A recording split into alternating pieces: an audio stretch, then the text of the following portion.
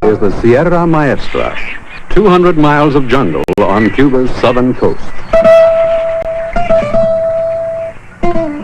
These are the jungle fighters, the rebels of Sierra Maestra. This is their story.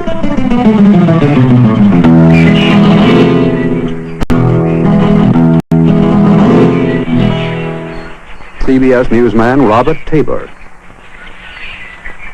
He walked 150 miles into these jungles to get this story. So did CBS News cameraman Wendell Hoffman. This is the edge of the jungle. The undergrowth gets thicker as you head into the mountains.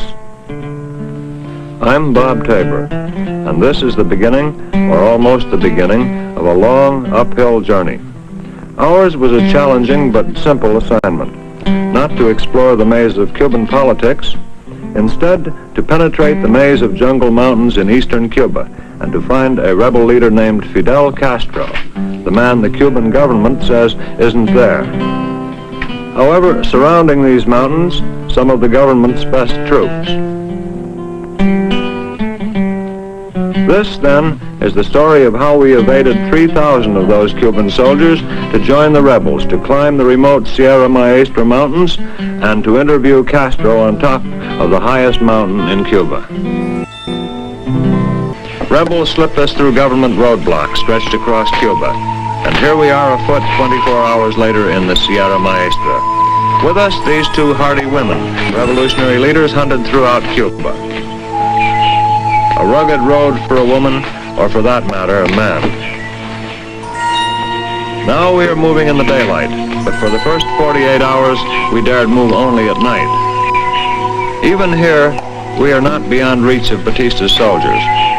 This was a rebel patrol that literally ran over the mountains for 7 hours, thinking we needed to be rescued. A report had reached Castro's headquarters that we had been captured. Actually, we almost had been captured, but we escaped by hiding in the camouflage of the jungle. The patrol had had orders to rescue us at any cost. Our small party now had its first armed escort, its first chance to fight back if ambushed by any of those 3,000 Batista troops in the area.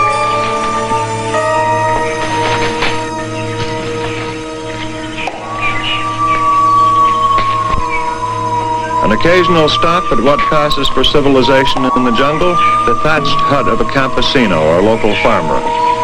And a welcome stop, as Wendell can testify. 150 miles, mostly uphill. Me and rags for my aching feet. And that blister isn't the only one on the expedition.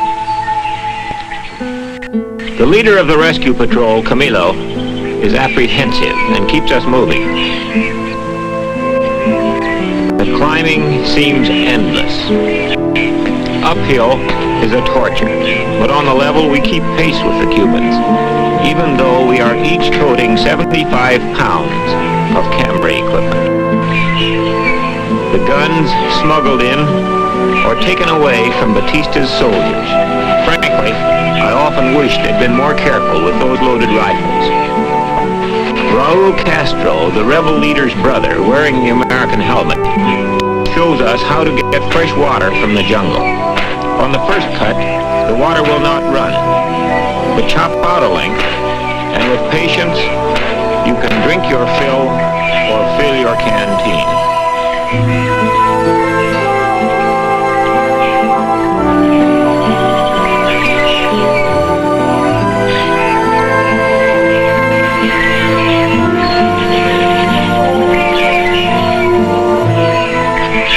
After our narrow escape from capture, fewer rests, greater haste to reach the rebel camp. With protection, we move openly into the daylight, and Bob spots Castro's camp lookouts.